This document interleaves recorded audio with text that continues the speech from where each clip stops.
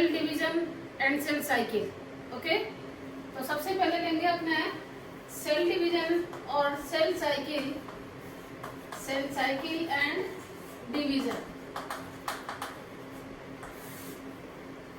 इसमें सबसे पहले हम सेल डिवीजन क्या है उसके बारे में पढ़ेंगे, उसका जस्ट इंट्रोडक्शन। ठीक है, तो introduction to cell division, introduction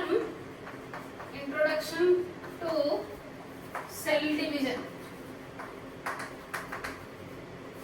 cell division means कोई भी एक पेरेंटल सेल डिवाइड होकर, ये पेरेंटल सेल है, डिवाइड होकर दो डॉटर सेल बनाए, और या फिर कंडीशन क्या होगी, एक पेरेंटल सेल डिवाइड होकर चार डॉटर सेल बनाए, यानी टेट्राड बनाए। ठीक है, तो ये कंडीशन क्या कहलाती है, स्प्लिट, मतलब parental cell split into daughter cell. और नंबर ऑफ डॉटर सेल कितनी बनती है और उसमें नंबर ऑफ क्रोमोसोम की सिचुएशन क्या होती है, उसके बेस पर सेल डिवीजन के टाइप्स होते हैं। ठीक है, तो सेल डिवीजन माने parental cell split into two और four daughter cell, that is called cell division. ठीक है, अब सेल डिवीजन के टाइप्स क्लियर। सेल डिवीजन के टाइप्स मेनली दो टाइप होते हैं। नंबर वन, माइटोसिस और मियोसिस। माइटोसिस जिसे हम कहते हैं समसूत्री विभाजन। ठीक है, और मियोसिस यानी अर्धसूत्री विभाजन। अब माइटोसिस का मतलब देखो यहां से दिख रहा है आपको, सम माने समान और सूत्र माने गुणसूत्र, यानी कि if number of chromosome in daughter cell is equal to their parental cell, then it is called mitotic division. ठीक है, and in this condition number of daughter cell is कितना होगा, 2, जैसे कि ये। ठीक है, अब आते हैं मियोसिस माने एक नंबर ऑफ क्रोमोसोम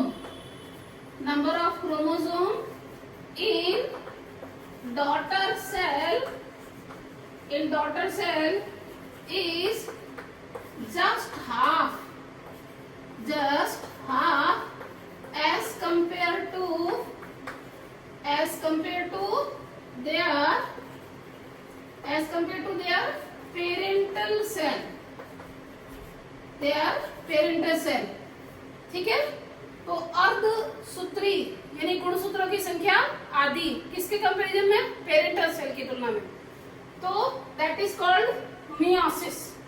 यहाँ क्या होगी, नंबर ऑफ डॉटर सेल कितने होंगे, 4, और ये क्या कहलाते हैं, टेट्राड। क्या कहलाते हैं, टेट्राड। जैसे ऊपर वाले डायग्राम में अगर यहाँ नंबर ऑफ क्रोमोसोम 46 है, तो यहाँ बनने वाली ये क्या थी, पेरेंटल सेल, ये क्या होगी, डॉटर सेल। तो यहाँ पर भी नंबर ऑफ क्रोमोसोम यहाँ क्या होंगे, 46, यहाँ भी नंबर ऑफ क्रोमोसोम क्या होंगे, 46। क्लियर, तो ये टाइप का डिवीजन क्या हो गया, माइटोटिक डिवीजन। और यहाँ मान लिया नंबर ऑफ क्रोमोसोम 46, तो बनने वाली जो चारों सेल है ना, ये देखिए 4 सेल है। ठीक है, इन चारों सेल में नंबर ऑफ क्रोमोसोम 23, 23, 23 एंड 23, यानी 46 का आधा क्या हो गया 23। तो नंबर ऑफ क्रोमोसोम हो गया half as compare to their parental cell. तो इसीलिए इसे क्या कहते हैं अर्धसूत्री विभाजन। क्लियर। अब ये देखिएगा मैंने लास्ट में बोला है ये टेट्राड, तो ये जो 4 सेल का ग्रुप बन जाता है, यानी group of 4 daughter cell is called as tetrad, is called as tetrad. Clear. तो ये थे मेनली जो है डिवीजन के टाइप कितना माइटोटिक और मियोटिक। क्लियर। अब आते हैं हम तीसरा टाइप, जो कि इस वाले पार्ट में तो नहीं लिखा, फिर भी आपको नॉलेज होना जरूरी है। तो तीसरा टाइप हमारा आता है ए माइटोटिक डिवीजन। ए माइटोटिक इसे कहते हैं देखो असूत्री विभाजन। ठीक है। अ माने एब्सेंट अनुपस्थित और सूत्र माने गुणसूत्र। तो इसका मतलब वेल ऑर्गेनाइज्ड क्रोमोसोम न हो, वेल ऑर्गेनाइज्ड क्रोमोसोम न हो वाली कंडीशन किसमें होती है हमेशा प्रोकैरियोटिक सेल में होती है। ठीक है। तो प्रोकैरियोटिक सेल जैसे कि आपने बैक्टीरिया वगैरह में पढ़ रखा है ना, बैक्टीरिया में क्या होता है प्रोकैरियोटिक सेल होती है। तो इसका एग्जांपल में क्या लिखूंगी प्रोकैरियोटिक सेल, जो कि जनरली क्या होता है बाइनरी फिशन, है ना, बाइनरी फिशन या क्या कहूं मैं द्विविखंडन, है ना। यहाँ क्या होती है एक डॉटर सेल है बैक्टीरिया की और वो जस्ट स्प्लिट होकर और 2 पेरेंटल सेल में कन्वर्ट हो जाती है। यहाँ जो न्यूक्लियोइड होता है ना, जब यहाँ पे भी क्या देगा न्यूक्लियोइड, तो रिप्लिकेट हुआ और रिप्लिकेट होकर 2 डॉटर सेल में कन्वर्ट हो गई और जेनेटिक मटेरियल दोनों में डिस्ट्रीब्यूट हो गया। तो अगर अल्टीमेटली मेन बात करें तब तो टाइप ऑफ जो है सेल डिवीजन कितना हुआ माइटोटिक डिवीजन और मियोटिक डिवीजन। और अगर तीसरा पूछ लिया जाए तो आपको ध्यान रखना है एमाइटोसिस। हम जनरली 2 टाइप इसलिए कहते हैं कि यूकैरियोटिक सेल में, है ना, यूकैरियोटिक सेल में इस टाइप के डिवीजन होते हैं। ठीक है। अब आती है बात कि ये डिवीजन कहाँ होते हैं, कौन सी टाइप की सेल में होते हैं। ठीक। तो पहले तो ये आप मैं इधर हटती हूँ और आप इसका जो है नोटबुक में ऐसा या तो स्क्रीनशॉट करके लें और नहीं तो नोटबुक में इसको नोट कीजिएगा। नेक्स्ट बात आती है हमारी कि ये टाइप के डिवीजन, है ना, ये कौन सी टाइप की सेल में प्रेजेंट होते हैं। तो देखिएगा हम बात करते हैं इन्हीं का, यहीं पर हिसाब करते हैं। ठीक है।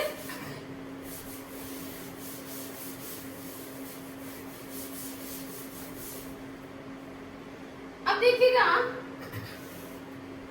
माइटोटिक डिवीजन, ठीक है, ये जनरली वॉल्यूम है सामान्यतया, ठीक है, सोमैटिक सेल। ठीक है। प्लांट में इन्हीं सेल को हम क्या कहते हैं वेजिटेटिव सेल। ओके।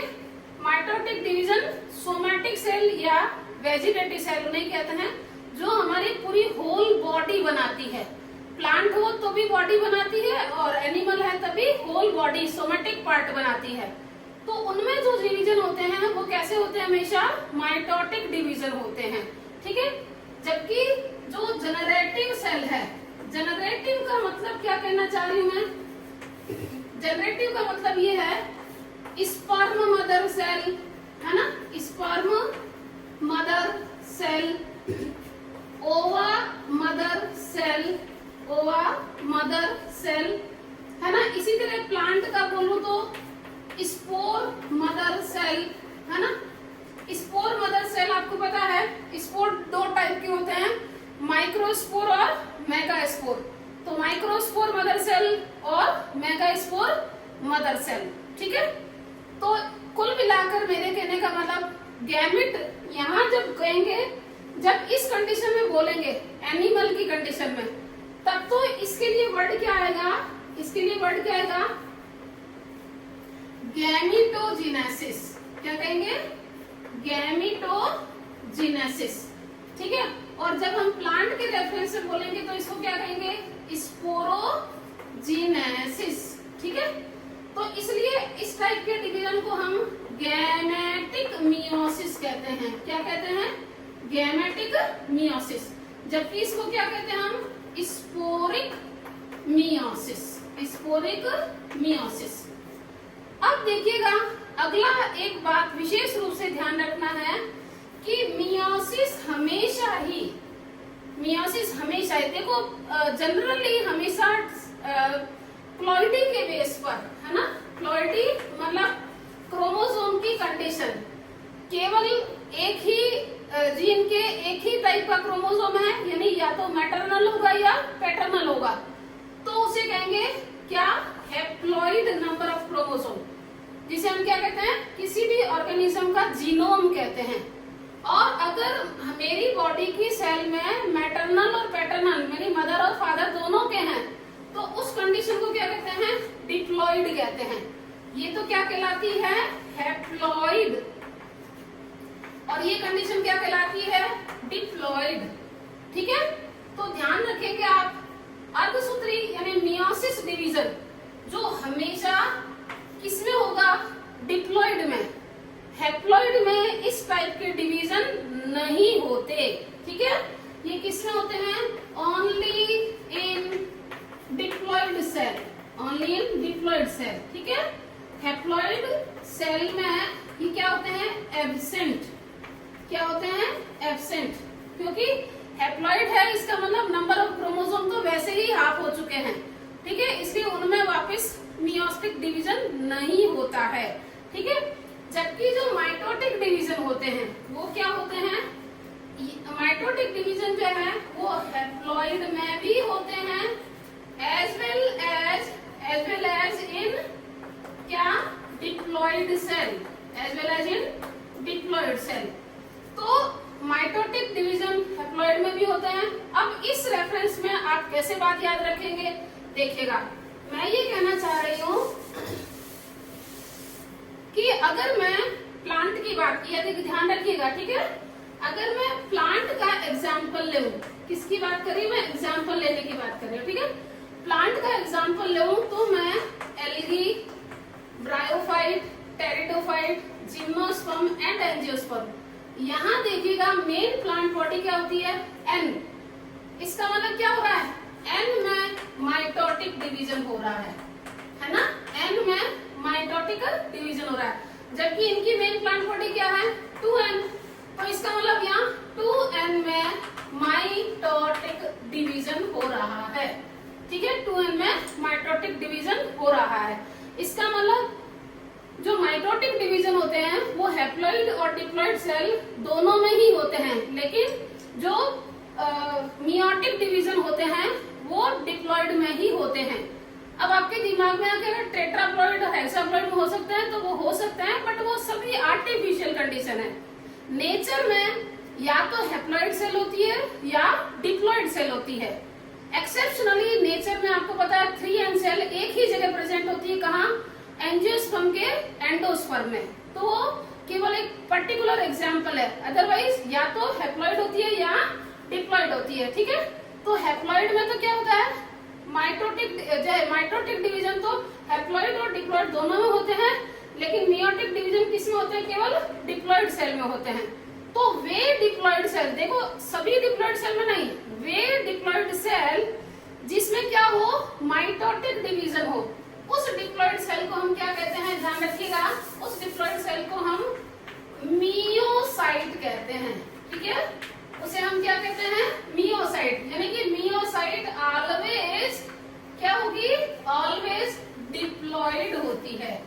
मियोसाइट क्या होती है, ऑलवेज डिप्लॉइड होती है। क्लियर, तो ये सभी बोर्ड वाला आप स्क्रीनशॉट हमेशा खींच के रखें ताकि आपको याद करने में सुविधा रहे। ठीक है, अब आती है कि कुछ बातें हमारी थोड़ा डिस्कशन करना है और कुछ कोई खास बात नहीं है। देखिएगा, सेल डिवीजन एक ऐसी प्रोसेस है जो हर लिविंग बीइंग में होना मस्ट है, चाहे वो लिविंग बीइंग कैसा हो, यूनिसेल्युलर हो और चाहे मल्टीसेल्युलर हो, वो चाहे जो है क्या कहते हैं, प्रो प्रोकैरियोटिक हो और चाहे यूकैरियोटिक हो। तो मेरे कहने का मतलब कोई भी ऑर्गेनिज्म है ना, कोई भी ऑर्गेनिज्म आइदर क्या हो सकता है, प्रोकैरियोटिक हो सकता है और यूकैरियोटिक हो सकता है। ठीक है, प्रोकैरियोटिक जैसे कि मैं क्या बोलूं, बैक्टीरिया है ना, आर्कीबैक्टीरिया, साइनोबैक्टीरिया। ओके, तो ये सब क्या है, प्रोकैरियोट के एग्जांपल। ऐसे यूकैरियोट्स हैं वो यूनिसेलुलर भी हो सकते हैं और मल्टी सेलुलर भी हो सकते हैं। ठीक है, यूनिसेलुलर कौन से होंगे, क्लेमाइडोमोनास है ना, क्लेमाइडोमोनास। ओके, ऐसे ही एनिमल का एग्जांपल लूं तो पैरामीशियम है ना, अमीबा एटसेट्रा। ओके, ऐसे मल्टी सेलुलर के एग्जांपल में तो बहुत सारे ग्रुप हैं, आपको पता है। मल्टी सेलुलर एल्गा से लेकर, ठीक है, हायर प्लांट तक, और ऐसे पॉरीफेरन से लेकर हायर एनिमल तक, है ना। तो lower animal and higher animal, ऐसे जो है lower plant and higher plant. Okay, lower plant and higher plant, सभी को इसमें इंक्लूड करेंगे, मल्टी सेलुलर। लेकिन आपको एक बात ध्यान रखनी है, चाहे वो कोई भी टाइप का ऑर्गेनिज्म हो, देयर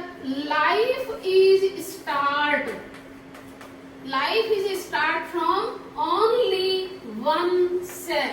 ठीक है, और यही सेल डिवाइड और रीडिवाइड होकर, है ना, यही सेल डिवाइड और रीडिवाइड होकर होल बॉडी बनाती है। ठीक है, और इस बॉडी में बनते समय सिंगल सेल है तो ग्रुप ऑफ सेल बन जाएगा, है ना। और ये ग्रुप ऑफ सेल क्या कहलाती है, पॉपुलेशन ऑफ सेल कहलाती है। और इसमें क्या होगा, डिफरेंशिएशन होगा, है ना, जिससे क्या हो जाएगा, ऑर्गेनिज्म कंप्लीट तैयार हो जाएगा। ठीक है, तो इस प्रोसेस को हम क्या कहते हैं, ग्रोथ एंड डेवलपमेंट।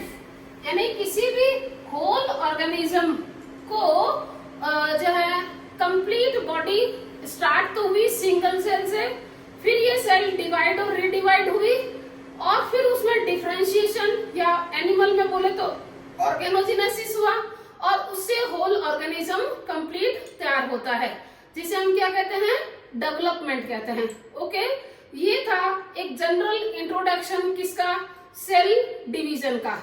तो नेक्स्ट हम करेंगे कौन सा, सेल साइकिल। ठीक है, तो कंटिन्यूअस वीडियो देखिएगा, और हर पॉइंट को हमने काफी इनलार्ज करके समझाया है, तो आप हर वीडियो को बड़े ध्यान से देखेंगे। ओके।